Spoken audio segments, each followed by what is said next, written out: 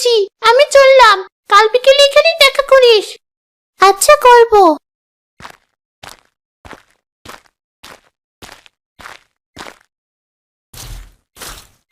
মিম, এসেছিস তুই? স্কুল বন্ধ দিয়ে দিয়েছে।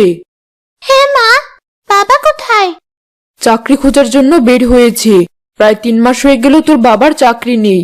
আগে ছোটখাটো যে চাকরিটা করতো তাতে অন্তত দুমুঠো খেতে পারতাম, পরে সেটাও চলে গেল। সামনে ঈদ, কিভাবে যে কি করব। এই নাও মা, স্কুলের দেওয়া আজকে টিফিন। সকালে তো প্রতিদিন না খেয়ে স্কুলে যাস, টিফিনটাই শেষ ভরসা। সে টিফিনটাও আবার না খেয়ে বাসায় এনেছিস? আমি আর বাবা তো প্রতিদিন সকালে সামান্য কিছু হলেও খাই, কিন্তু তুমি তো প্রতিদিন সকালে না খেয়ে থাকো, তাই তোমার জন্য আজ টিফিনটা এনেছি।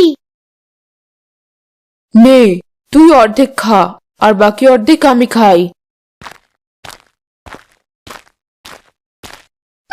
খুব খিদে পেয়েছি।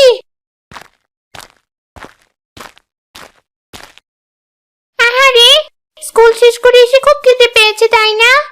এই মা, তাড়াতাড়ি ভাত দাও। কাল থেকে তো সবগুলো রোজা রাখবি তুই, তাই তোর জন্য আজ পোলাও মাংস রান্না করেছি, যাতে আজ ইচ্ছা মতো পেট ভরে খেতে পারিস। খুব ভালো করেছো মা।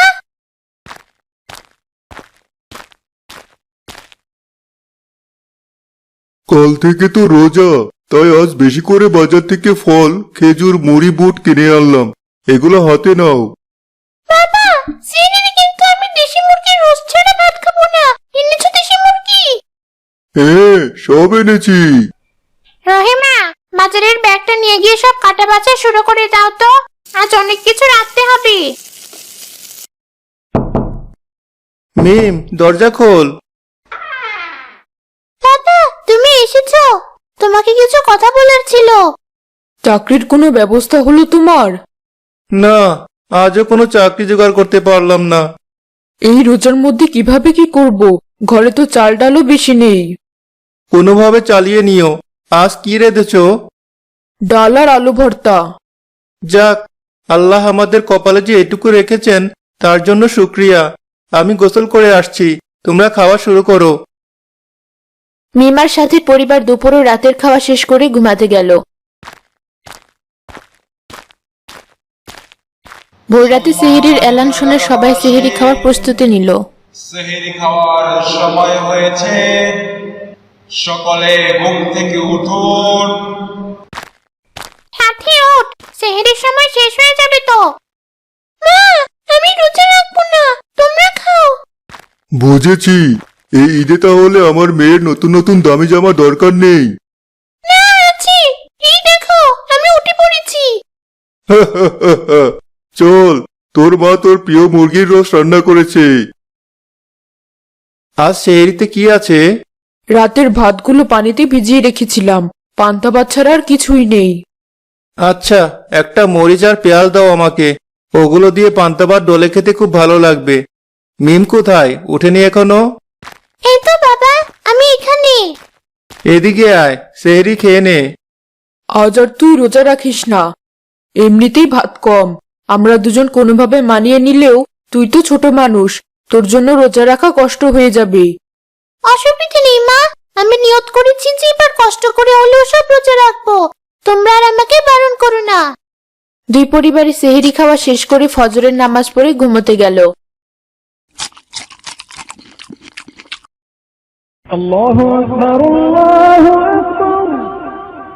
পরের দিন বিকেলে মিম সাথীর বাসার সামনে গেল সাথে সাথে দেখা করতে।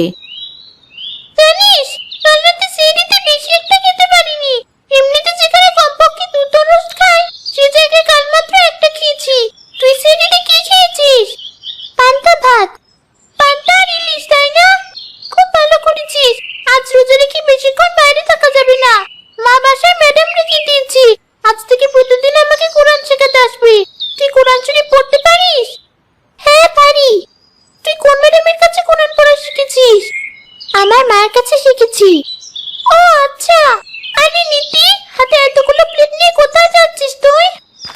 তোরা এখানেই? যাক, ভালোই হলো আমার। ইন্নি তোদের ইফতার, মা নিজ হাতে সব বানিয়েছি। মিম, তোদেরটাও নে। এই ইফতারগুলো নিয়ে তো আবার বাড়ি ফিরতে হবে।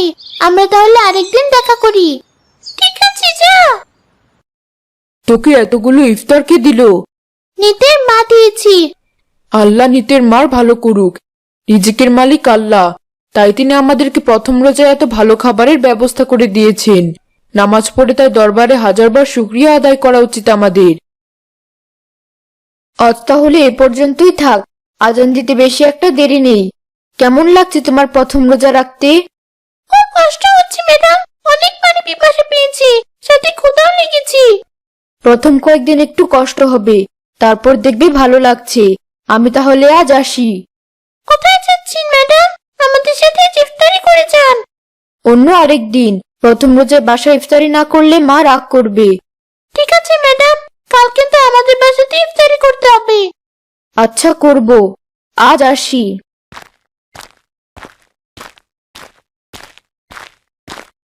মিম, ইফতারের আয়োজন করা শুরু কর।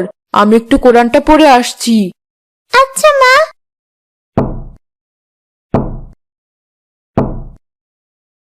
দরজায় তোর বাবা শব্দ করছে বোধহয়, দরজাটা খুলে দিয়ে আয়।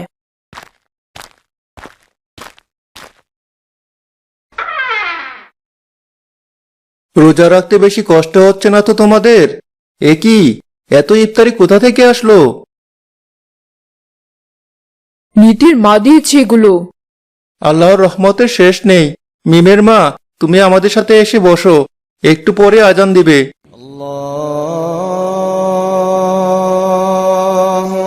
ওই তো আজান দিয়েছি, ফলের জুসের গ্লাসটা আমার হাতে দাও। এই নে, তোর প্লেটে যা দিয়েছি সব খেয়ে শেষ করবি। বিসমিল্লাহ বলে পানি খাও সবাই। আল্লাহ যেন আমাদের সকলের রোজা কবুল করেন। ইফতারি খাওয়া শুরু করো তোমরা। এভাবেই রোজা প্রতিদিন ভালো মন্দ খেয়ে দিন কাটতে লাগলো সাথী আর মিমের। একদিন সন্ধ্যার একটু আগ দিয়ে মিমের সাথে দেখা করতে গেল সাথী। মিম, কোথায় তুই? বাসায় আছিস? হ্যাঁ, আজ হঠাৎ এই সময় আমাদের সাথে দেখা করতে এলি যে?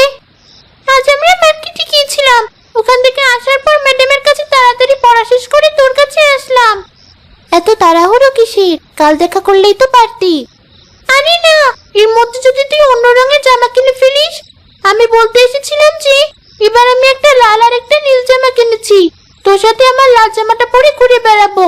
তুইও একটা লাল জামা কিনে নিস, দুজনকে একসাথে বেশ মানাবে। আমি এবার কোনো জামা নেব না। বলছিস কি? এর আগে দিতেও তো কোনো জামা নিসনি, এবারও নিবি না? না, ইফতারের সময় হয়ে গেছে, এখন আজান দিয়ে দিবি, তুই বাড়ি যা। মিম, আজান দিয়ে দিল তো, বাইরে কি করছিস?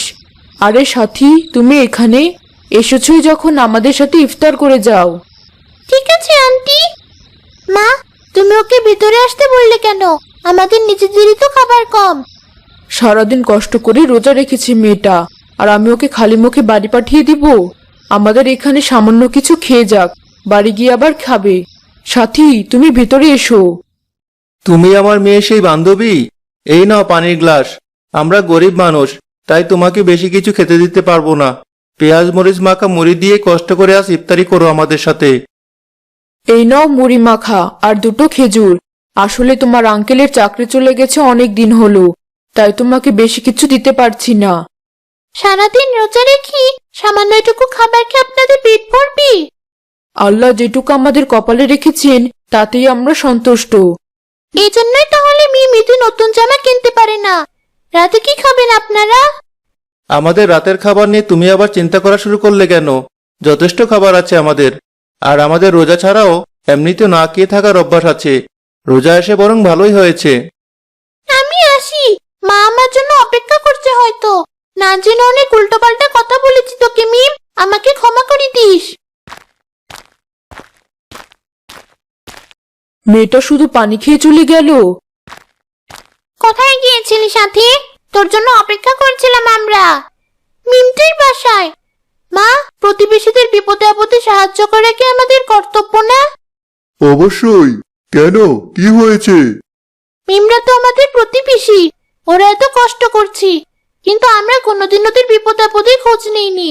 আমরা কি মিমদের কোনোভাবে সাহায্য করতে পারি না, যাতে ওদের সম্মান নষ্ট হবে না আর ওরা উপকৃত হবে? কেন পারবো না? আমি কালই মিমদের বাসায় যাব, আর রোজা শেষ না হওয়ার আগ পর্যন্ত আমাদের বাড়িতে ইফতার করতে বলবো। পরের দিন সাথীর মা মিমদের বাড়িতে গিয়ে তাদেরকে ইফতারের দাওয়াত দিয়ে আসার পর মিমরা ইফতারের সময় সাথীদের বাড়িতে এলো। এই নে মিম, এটা তোর। এটা তোর সেই দামি নীল জামাটা না? আমাকে কেন দিচ্ছিস? অনেক জামা আছে আমার, এত জামা দিয়ে কি করবো আমি? তাই আমার এই জামাটা আমি তোকে উপহার দিচ্ছি। তোকে যে কিভাবে ধন্যবাদ দেব, আমি এতদিন তোকে অহংকারী ভাবতাম। আমার ভুল হয়ে গেছে, তুই আমাকে ক্ষমা করে দে। ভাবি, আমি নামাজে ভাইয়ের জন্য দোয়া করেছি, আল্লাহ তাআলা যেন ভাইকে দ্রুত একটা চাকরির ব্যবস্থা করে দেন। ভাইয়ের চাকরি না হওয়ার আগ পর্যন্ত আপনার যা লাগবে আপনি নিঃসংকোচে আমাকে বলবেন। আপনাকে অনেক ধন্যবাদ ভাবি, আপনি যে আমাদেরকে সাহায্য করতে চেয়েছেন সেটাই অনেক।